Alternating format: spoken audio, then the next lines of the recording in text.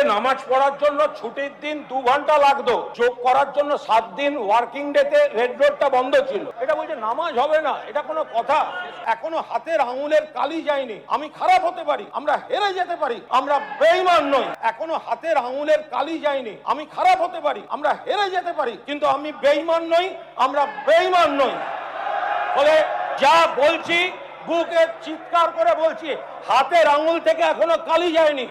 আর রাজ্যপাল তার ভাষণে অনেক ভালো কথা আছে, রাজ্যপালের ভাষণে অনেক ভালো কথা আছে। আমরা চাইব সেই ভালো কথাগুলো রাজ্য সরকার ভালোভাবে করুন। রাজ্যপালের ভাষণে যে ভালো কথাগুলো আছে আমরা চাইব আপনারা সেটা পালন করুন এবং সরকার সেটা কার্যকর করুক। এবং সেই কার্যকর করলে মানুষ যখন উপকার পাবেন তখন তো আমাদের বিরোধিতা করার কিছু থাকবে না।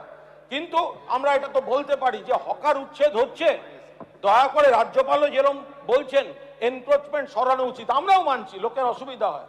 কিন্তু যদি সেখানে একটু বিনা নোটিশে বুলডোজার না পাঠিয়ে, যদিও মাননীয় মুখ্যমন্ত্রী সেদিনকে ভালোভাবে রেসপন্ড করলেন বিষয়টায়, একটু নোটিশ দিয়ে বা জনপ্রতিনিধিদের একটু ইনভলভ করে একটা বিকল্প ব্যবস্থা করিয়ে কিছু করা যায়, তো সেক্ষেত্রে এই জিনিসগুলো ভালো হতে পারে। এছাড়া ধরুন মানুষের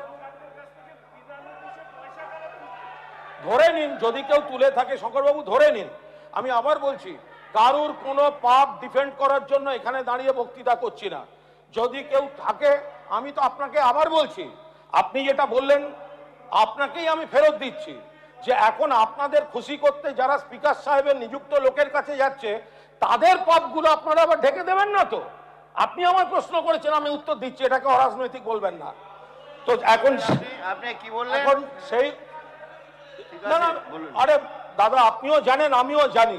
একটু আগে তো বললেন যে জল জমা নিয়ে পুরো নগর উন্নয়ন মন্ত্রীকে, তো পুরো নগর উন্নয়ন মন্ত্রী তিনি যদি তার সময় যদি কাজ না হয়ে থাকে তো তিনিও বিধানসভায় আছেন, আপনারা তার কাছে জবাব চাইবেন, মিটে গেল। তখন আমি ছিলাম এবং আমরা সারাবার চেষ্টা করেছি। সজল তোমার বাড়িতে যেদিন পুলিশ লাথি মেরে দরজা ভেঙেছিল, এই কুণাল ঘোষ প্রকাশ্যে প্রোটেস্ট করেছিল।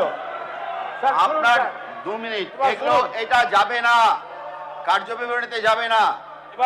এবার আমাদের পরিষ্কার বক্তব্য হচ্ছে যে আমি মাননীয় স্বাস্থ্যমন্ত্রী এখানে রয়েছেন শারদদাস বাবু, ও শারদদাস বাবু, মাননীয় স্বাস্থ্যমন্ত্রী, ওকে একটু বলুন, গপ্প করছে গো।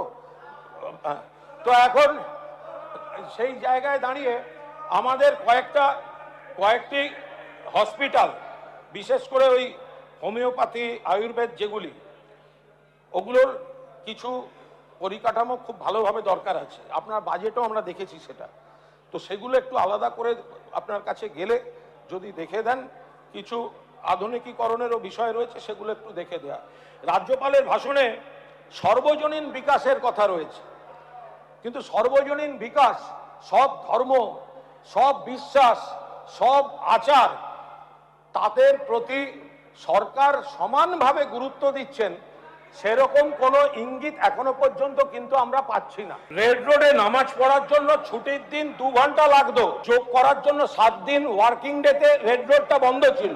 সহযোগিতা করেছে, এটাও কার্যবিবরণীতে যাবে না। তবে নামাজ হবে না, এটা কোনো কথা স্যার? এটা বলছে নামাজ হবে না, এটা কোনো কথা? এটা এই মুহূর্তে বলেছেন, আমাদের মন্ত্রী বলেছেন, এটা কোনো কথা হচ্ছে? আপনি প্লিজ, এটা কোনো কথা হচ্ছে? বন্ধ করুন স্যার, শেষ হয়েছে স্যার, শেষ হয়েছে। আমরা আপনি এবার বন্ধ করুন, সবাইকে দিতে হবে, প্লিজ বন্ধ করুন একটা। তাহলে আপনি অনেক বলেছেন, তাহলে একটা হাইয়েস্ট টাইম। তাহলে এই রাজ্যপালের ভাষণ একদিকে সন্ত্রাস চলবে, একদিকে হামলা চলবে, একদিকে বিধানসভার মধ্যে কথা বলতে দেওয়া হবে না, একদিকে আপনি একজন ধর্ষণের অভিযুক্তকে বিরোধী দলনেতা করবেন, আর আমরা বলার সময় আপনাদের লোকেরা বাধা দেবে। এটা কি করে চলবে? আপনাকে কি করে চলবে? সময় দেওয়া হয়েছে, আপনি অনৈতিকভাবে করেছেন। আপনি অনৈতিক ভাবে করেছেন। এই বসো, তোমায় বলিনি, তুমি বসো। অপ্রয়োজনীয় অংশ, কুণাল বাবুর যে অপ্রয়োজনীয় অংশ ছিল সব সাংসদের থেকে বাদ যাবে। প্লিজ এবার বসুন, আপনার টাইম পার হয়ে গেছে। আপনাকে অর্ধেক বলতেই দেয়নি, অনেক সময় পেয়েছেন আপনি, আপনাকে বলতেই দেয় না। আর না, আপনি 5 বছর বলবেন। চেষ্টা করতে দিন। আপনার বক্তব্য আমরা 5 বছর শুনবো। আমায় তো কনক্লুডটা করতে দিন।